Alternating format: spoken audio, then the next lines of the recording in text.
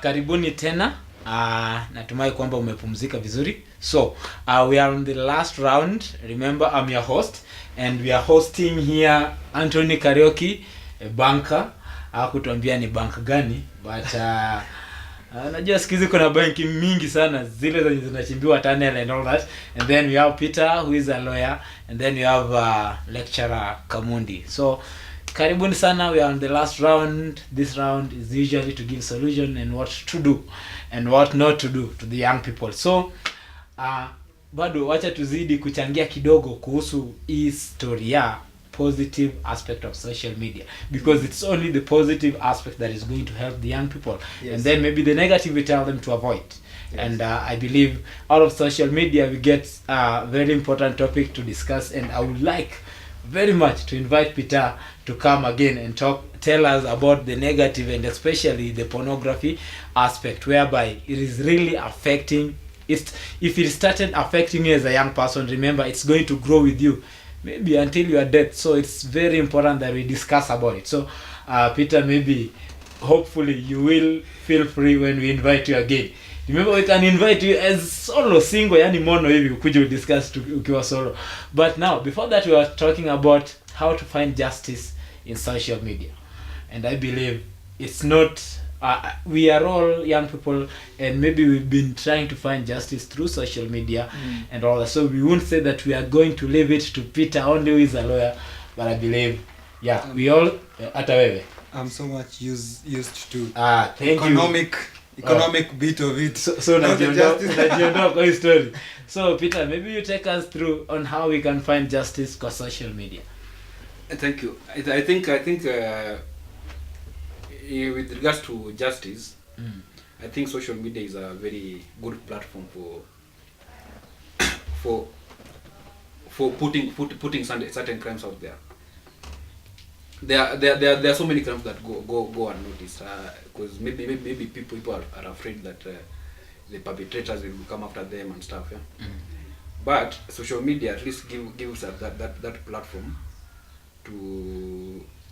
Now Peter, talking about the unknown crime that are going on, and it's I know putting it on a social media, it is very advantageous because it will help people to see what was going on. But don't you see that it is somehow negative, because maybe if Karis was fighting with his wife and then maybe amechapa wife wake ama wife wake amemchapa vibaya, those are family issues.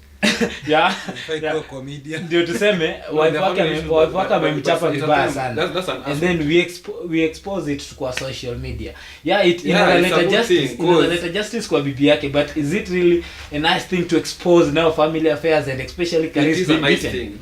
There's no justification for assaulting someone, right? Whether it's your wife or your husband or what. No. Unajua okay, maybe our traditions in allow as in mwanaume apige bibi, and that's not allowed. As in it's morally wrong, and it's legally wrong. No. Okay. So vitu guys zikuwa exposed kwa social media, at least zina deter other people from doing such things. Bwana Henry, what's your take on that? Yes, I agree with him. Exposing anything that is negative on social media is okay. Like, you know, we've had the issues of even child abuse, and most of those cases were dealt with or taken by the government because they were exposed on social media. Even we have whistleblowers finding an opportunity to expose the rot, the things that they've discovered, which they can't do elsewhere. Just go on social media, and these days actually the social media informs the mainstream media, because sometimes they find their stories there. But like, you remember, it's okay, I agree with you, gentlemen. Yes, but why don't you see the kind of mental or psychological effect to the one who is being exposed? You know, maybe the wife. It will only affect one. The one who's being beaten, or the one who is beating the other. Yes. But it will help the society at large. Let me ask you a question. Again, there's a theory called utilitarian theory. Yeah. Doing a good. Doing a good. That doing something that's for the good of the society. Not an individual. for example, a crime, as in if you're going to prosecute someone, a thief, you're doing that thing to deter other people from Doing it. terrorizing society. Yeah, that's utilitarianism, doing something for the greater good. Yeah. So if you expose something negative on social media, you can't argue that it will affect the person that the perpetrator is. You are talking of cyberbullying now, and Henry put it very clearly that mtu anaweza kubuli tu, yani not because it's correct, but somebody just because he or she hates you. That's why we have the relevant authorities that will pick up the matter. If you put something on social media, there are investigatory agencies that will pick up the matter, whether the issue is correct or not. Yeah, thank you. Now, and that's my point. It has already been exposed, and then the investigative authority comes and say that it wasn't true. It wasn't true, but everybody has already seen it, and it has taken like 2 months. Even if people have seen it, even if you've been exposed, it will be a plus to the society. And that's what, not only to the society, also to the individuals, the ones that were exposed. First of all, if it was a husband bullying the wife, this will not happen again. And in case it happens, remember we're talking about cyberbullying, something that has come to social media which wasn't. And that's why, William, we have okay, the law protects every person. The law, if you are wrongfully accused of something, or if someone just takes your name wrongfully, you have a recourse in law. You can sue the person for maybe defamation or something. That's what the law defamation. But remember, your name has already been spoiled, and then you will be left there suffering socially. I think what we are agreeing to is that social media does very well to expose negative things, the rot, injustice in the society. It helps even to appeal for help, and the like. But then I think we are all agreeing that unfortunately, sometimes media is used to perpetrate falsehoods and sometimes even tint one another's name. I think we are not, saying that it doesn't do the two things. It helps you do the two. So it is positive and it is negative. It can be used positively and it can be used negatively. Thank you, Bwana Henry. It's kind of, you summarized it. But again, remember we were talking on how to find justice, and I believe history of social media, just to cover it fully, we are supposed just to pick one aspect and then discuss on that, because I believe there are so many unanswered questions about how to find justice using social media that we could maybe discuss more and more.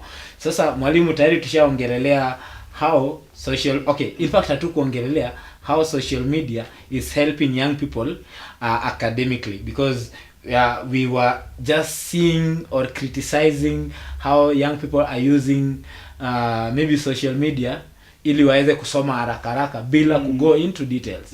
So is social media also helping young people academically? Yes. For instance, if you go to Google, they have so many applications. Even there is Google Slides, there is Google Classroom, there is Google so much that as an educator, you can always utilize to reach out to your learners. I mean, these days you can just send an email to your students and they get to know exactly what is happening. You can send them notes, you can send them, anything that you can even send them a link to a very important content that is somewhere on the website, and they can get to it. Also, you can send them to read things that have been written by others, so that they can also become better writers and to grow them in various skills, academic skills. So really, social media just like books you mentioned. So social media can also act as books because you can read there. Yeah. So there is. It's a library. It's a library. On the same issue, I know. He's a lecturer. And you're a student. I'm a student. I'm a part-time student. There are some things that different lecturers don't know maybe how to expound or explain better. And some like field things are best understood when a student watches them on a video. You see, like YouTube videos and such. So social media now helps in such occasions. True. Like in engineering, this what do we call them? Technical courses. Most things are best understood when you're watching than when listening. Exactly, and therefore many times you are just in class, put on the whatever the Wi-Fi on, and the students are able to watch something instead of you just every time lecturing. They can. It's watch even and interesting. better. Yeah, It's much more interesting watching than listening. Than just listening. Yeah, listening to the So lecture. the lecturer si poa vile. Now, Peter, you Yeah, want it's true. It's true. The social media has very positive effects on the education because, for example, like the lecturer said, the education system has now, for example, kuna online classes. Yeah, lecturers can even teach a very big number of students.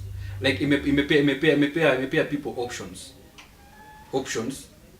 to educate themselves. Like unaweza either chagua online class, you do your thing, but you doing a course online. As in imesaidia watu wengi sana in academic. Okay, now in just summary, can you summarize?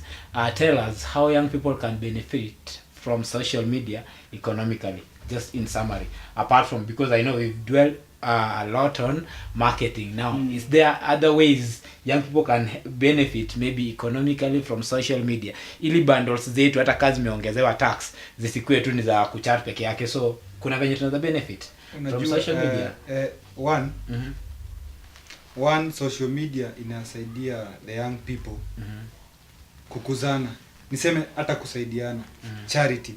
You've seen people raise funds for maybe for your fellow youth, maybe a church mate, a school mate, through social media. Maybe to settle a hospital bill or something. WhatsApp groups, Yeah, as WhatsApp I groups, usually said. Awesome. So That's one way. on investment, maybe, or still on the youth. Nowadays, maybe you are in different schools, one from Kisumu, different locations. You can still invest together through social media. You don't have to like meet physically. You can meet online. So mko na to do chama za investments, online. yeah. Okay. Social media may employ watu wengi sana, as in it has employed so many youths. Like if you have a talent, just showcase it on social media, as in people will come looking for you. Awesome. As in inapewa say your platform ya kujiendeleza. Economically, yeah. Okay, awesome. Yeah. Another thing is on social media you can brand yourself as that person who does this particular Yani ule kind of msee. thing. Yeah, yule msee ambaye huimba, and then you brand yourself as such, and then stick to that theme, and then people will be looking for you because you are a brand of your own making. Now, which means also you can have your CV that is, focused to one particular thing. You can load up your CV, for instance, if you are a jobless, instead of just ranting, complaining that there are no jobs. Who knows that you are out, you are there and you need a job. Load up your CV on your platforms, your LinkedIn platform, and the like, and you are likely to find your employer on social media. So it's an opportunity. Awesome. So young people, aki tusitumie tu social media kwa kuchat, WhatsApp, Facebook and all that.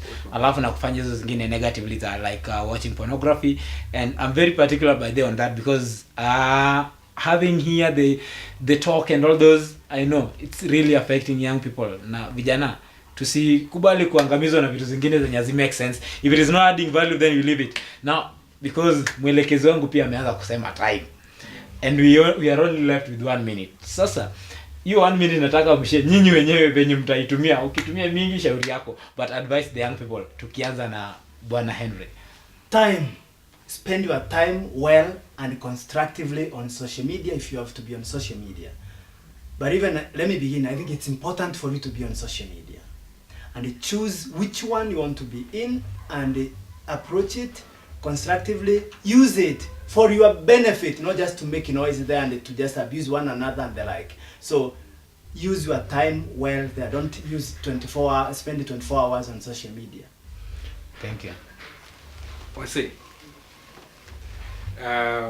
what I can advise, just be positive with social media. Forget the negative stuff, watching pornography. Just use social media for education, building yourself, building your brand, improving yourself economically, socially, and that. Don't use for negative stuff.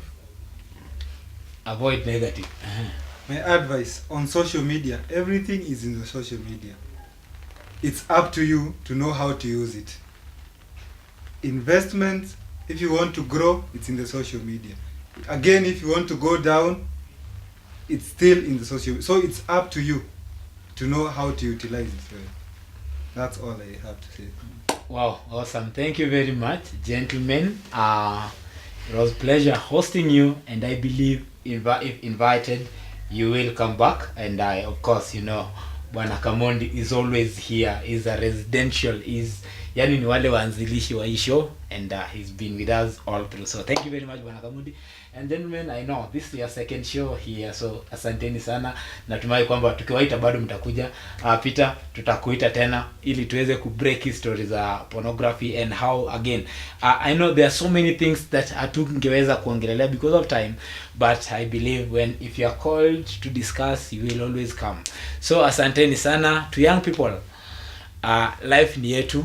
Kila choice yenye tuna make ni sisi tuna make. Nobody's making those choices for you. So make sure that you make the right choice on how to use social media. Make sure that you use social media and you utilize it very well. So asanteni sana until tupatane next time ambapo tutakuwa tukijadili stories zingine. Make sure that umetuma ujumbe wako kwa nambari 21129. Send us the ideas what you want us to discuss and where you want us to discuss them, and we'll come right there just the way we visited here. So asanteni sana. Have been your host William Kimaya. Till next time.